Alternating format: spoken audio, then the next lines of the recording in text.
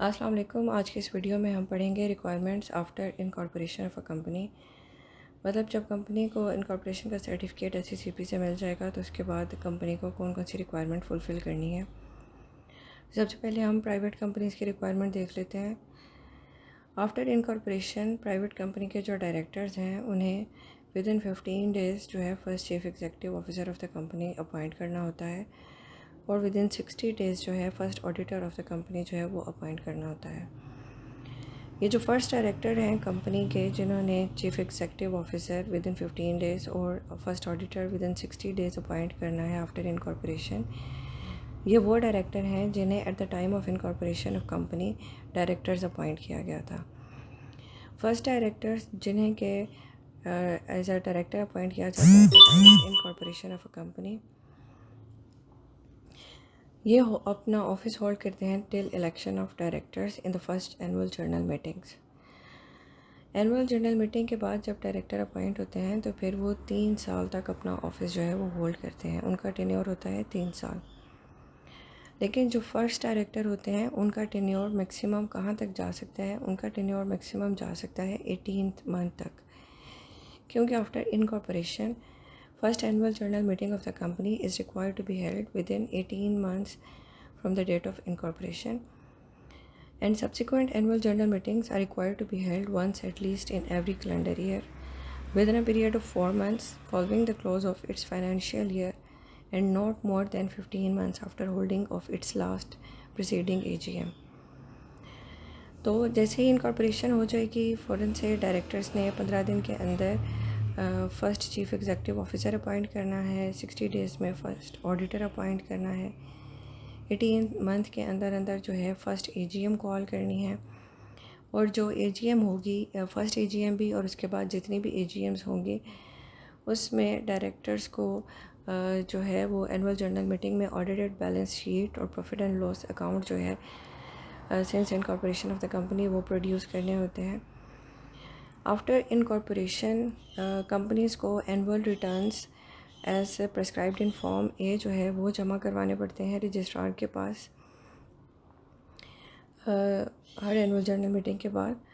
और इसी तरह अगर कोई भी अपॉइंटमेंट होती है, कोई भी इलेक्शंस के बाद कोई चेंज ऑफ डायरेक्टर होता है, चीफ एग्जीक्यूटिव की, ऑडिटर की, चीफ अकाउंटेंट की, लीगल एडवाइज़र की, किसी भी तरह की कोई अपॉइंटमेंट है तो वो अपॉइंटमेंट के विद इन 14 डेज़ के अंदर अंदर फॉर्म 29 फिल करके रजिस्ट्रार के पास सबमिट करवाना होता है। इसी तरह अगर कंपनी इनकॉर्पोरेशन के बाद अपना रजिस्टर्ड ऑफिस जो है वो चेंज करना चाहे तो उसे इस बारे में फॉर्म 21 फिल करके within 28 days from the date of change जो है वो रजिस्ट्रार के पास सबमिट करवाना होता है।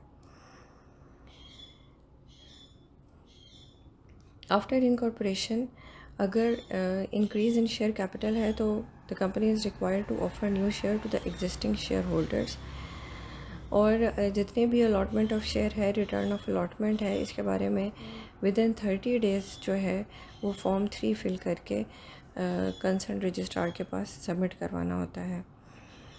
अगर कंपनी के इनकॉर्पोरेशन के बाद कंपनी ने किसी किस्म के अपने एसेट्स को जो है वो मॉर्गेज किया है या किसी किस्म का कोई चार्ज क्रिएट किया है या कोई चार्ज जो है उसकी क्रिएशन को ख़त्म किया गया है, मॉडिफाई किया है या सेटिस्फेक्शन की है किसी चार्ज की, तो ये सारे के सारे पर्टिकुलर्स जो हैं विद इन 21 डेज़ ये भी रजिस्ट्रार कंसर्न को सबमिट करवाने होते हैं।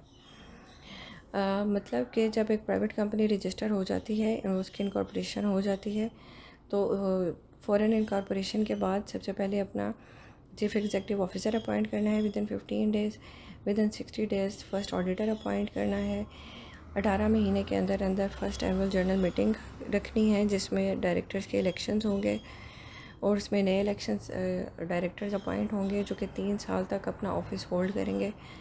और अगर बीच में कोई वैकेंसी आ जाती है in case of death, resignation और रिमूवल ऑफ एनी डायरेक्टर, तो जो बाकी के डायरेक्टर्स हैं वो बाकी पीरियड जो है उसका कंप्लीट करेंगे। जितनी भी अपॉइंटमेंट्स होंगी और रिमूवल और इलेक्शन होगा वो सब का सब फॉर्म 29 की सूरत में रजिस्ट्रार कंसर्न को जो है within 14 days of that appointment change और इलेक्शन जो है वो उसको नोटिफाई करना है।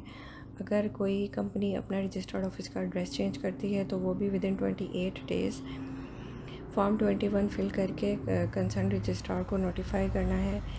उसके बाद हर साल जो है वो एनुअल रिटर्न्स सबमिट कराने हैं to the registrar in form ए।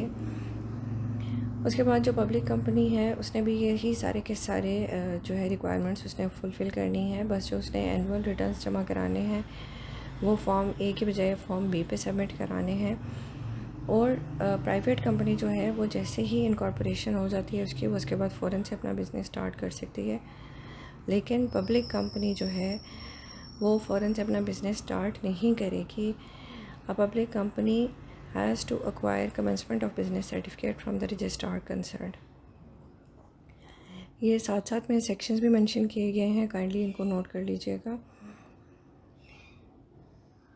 अब पब्लिक कंपनी जो है उससे इन एडिशन टू दिस और कौन सी रिक्वायरमेंट फुलफ़िल करनी है।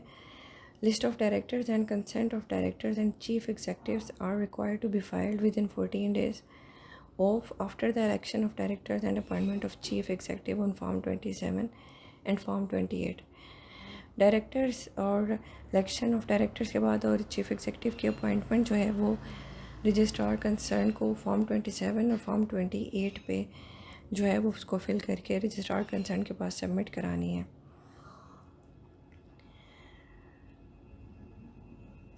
उसके बाद है जितनी भी स्टेचूटरी मीटिंग्स होंगे these are required to be held within a period of not less than 3 months but not more than 6 months from the date at which the company is entitled to commence business।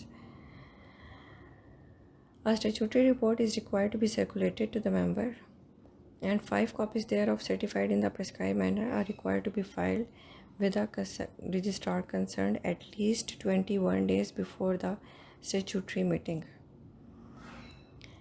उसके बाद 2 copies of audited balance sheet and profit and loss account जो है वो submit कराने हैं AGM के 30 days के अंदर to the concern registrar. Private company में हमने पढ़ा था कि डायरेक्टर्स को AGM में ऑडिटेड बैलेंस शीट और profit and loss accounts present करने होते हैं, लेकिन उन्हें यही अपनी ऑडिटेड बैलेंस शीट और profit and loss account submit कराने की ज़रूरत नहीं होती, जबकि पब्लिक कंपनी में 2 कॉपीज़ जो हैं वो AGM के बाद वहाँ पे सबमिट करानी होती हैं।